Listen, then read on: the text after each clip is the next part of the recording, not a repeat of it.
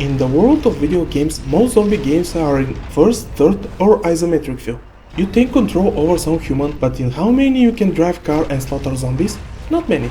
This is the thing that intrigued me here, and the game is properly named, Zombie Driver. The game have a lot of video options. Except resolution you can fight clouds, bloom, FXAA, fog, VSync, SSAO, full screen and shadow type. Despite all those settings and the HD in the name, the game is not that good looking. It's not ugly, it's just okay. But to be honest, most of the times you won't even notice the graphics quality, because there is a danger to be surrounded by zombies and you will drive all the time. The bad textures are mostly noticeable when the game stops to show you something. You play as a nameless character, a taxi driver that is caught in the city during a zombie outbreak. He now has to do the military's job. Why? No one knows. Even in the game is mentioned that. The story is the worst thing here. It's not worth paying attention. You do few things here to progress it. Save someone, clear a place to move the base, kill something that spawns zombies, plant a gas spraying device, and the game is over. Some of the people you save are saying things that are making hints for something deeper, but ultimately the story goes nowhere. Do some missions and get out of the city. That's it. I don't mind a bad story if the gameplay is good. Here it's just that. The controls are fine. I tried controller, but I end up playing with mouse and keyboard. With them it's much more fun. You start with your taxi and by doing missions you will unlock more vehicles and get money. The cash can be earned also by driving through zombies and break what can be break in the world.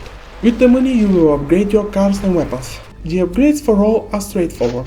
More ammo, bigger explosions, faster car, etc. So pretty much that's it.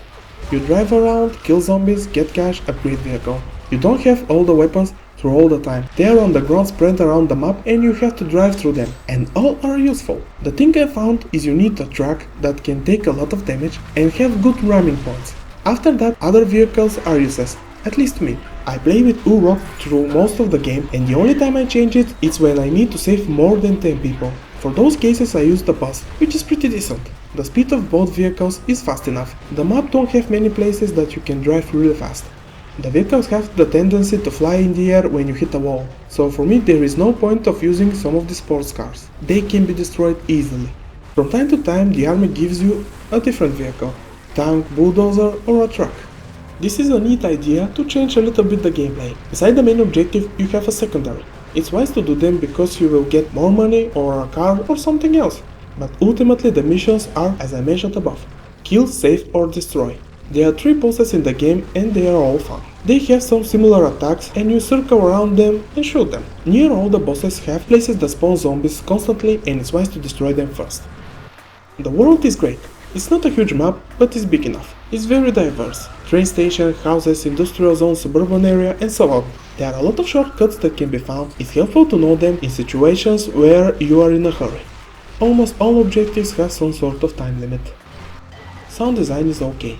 Shooting, engines, explosions and other effects are good, but the music is not memorable. It adds a little bit tension, it's fast paced, it's sometimes orchestral, it uses a lot of drums and guitars. It kinda reminds me of the Resident Evil, the movie soundtrack, and Sniper Ghost Warrior 2. It's a game about shooting zombies and I don't expect creepy music. I want high-end tracks and that's what I've got. But the problem is, it's just there somewhere in the background. Sadly, I can't point a single track that stands out above the others. Voice acting is bad, especially the people you save. They are all the stereotypes you can think of. Gamer, scared scientist, obnoxious politician and so on. I know the focus here is the gameplay, but the problem is you can't skip any dialogue. It seems so far that I dislike the game, but actually I don't.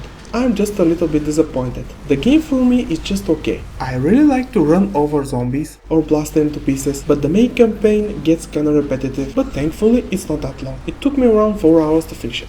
There are too many minor things that annoy me. Beside the campaign I have problem also with the weapons. There are only 4. Don't get me wrong, they are all great, especially when you upgrade the rockets and railgun, but they are only 4.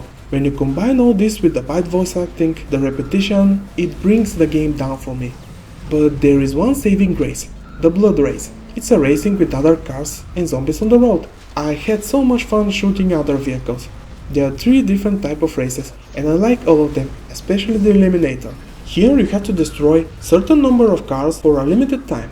You can shoot them, you can ram them, or combination of both. As a conclusion, I would say I recommend the game, but on sale.